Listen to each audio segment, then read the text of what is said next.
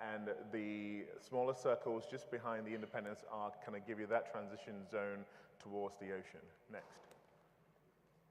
And on the cultural access is the National Concert Hall, which is a 3,500-seat auditorium, which will effectively become Ghana's version of Sydney Opera House.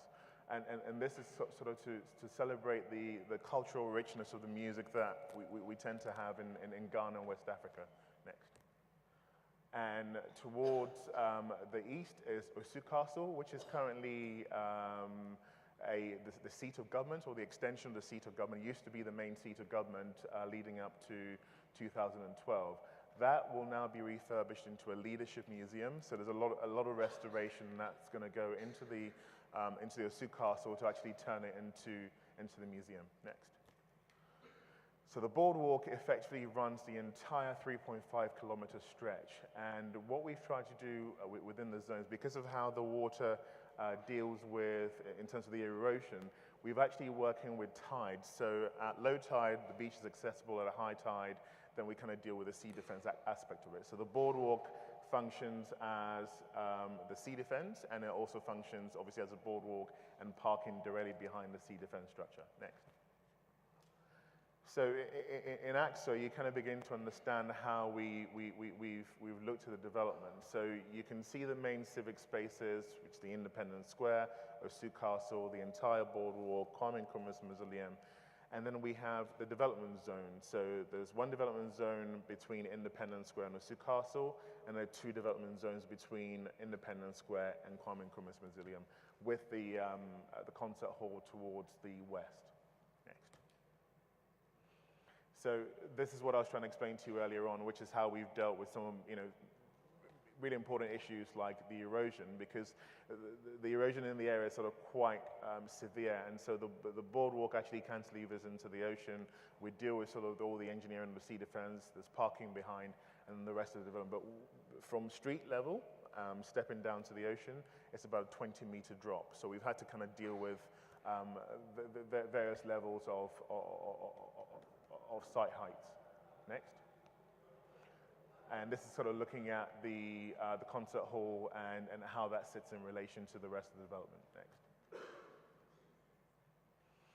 And so this is looking at a view from what this thing could look like. I mean, everything in the back in terms of the towers is just representative.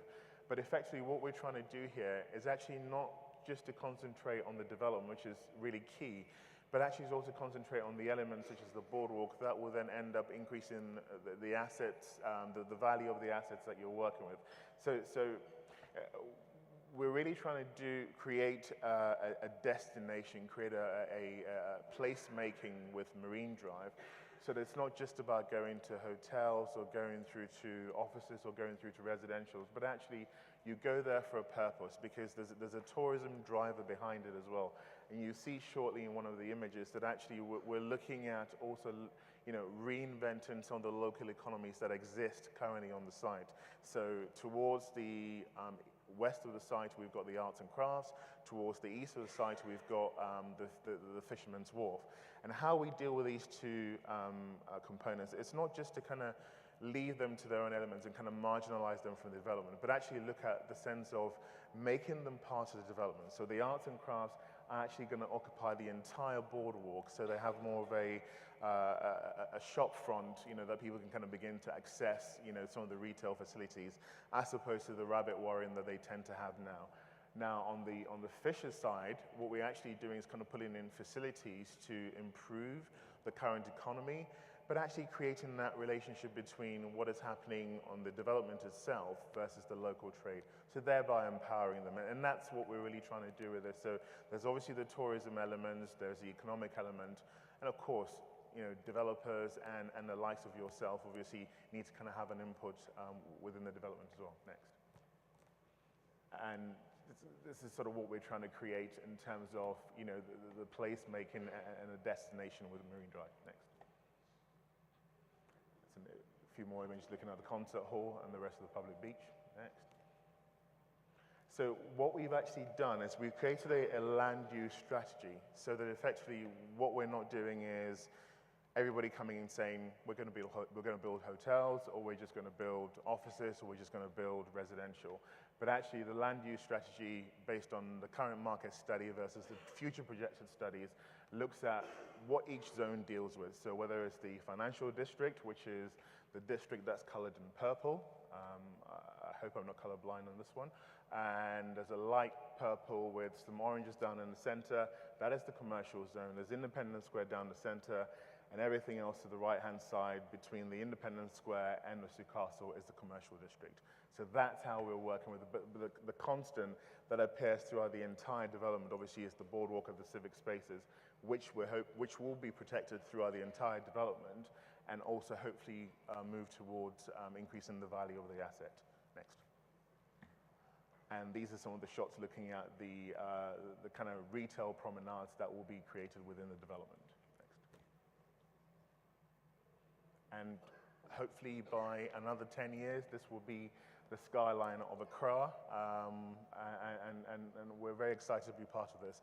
I'm going to show you a very quick 4-minute, 25-second video that kind of gives you a whole vision of what this is going to be once it's done. Thank you.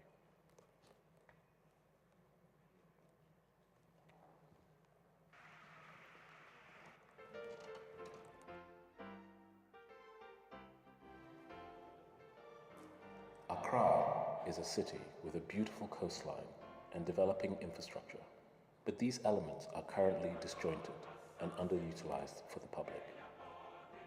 Our vision for Marine Drive introduces a new waterfront promenade that weaves together these various nodes into a cohesive urban core, embracing the country's legacy and preparing for its future in the 21st century.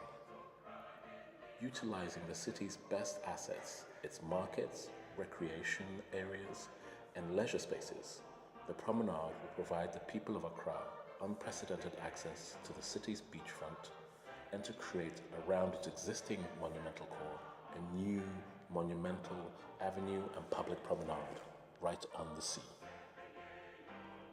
This new public promenade is punctuated by 3 new anchors, each of which celebrates Ghana's rich history and provides the capital world-class civic spaces.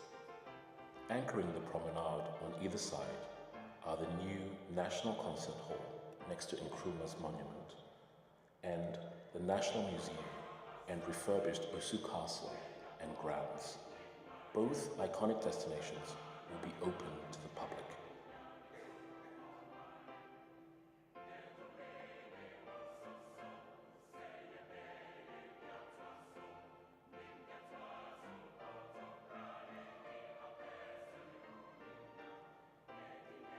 Extending from Independence Square down to the waterfront, the new park culminates in a coastal overlook that offers dramatic sweeping vistas across this part of the Gulf of Guinea.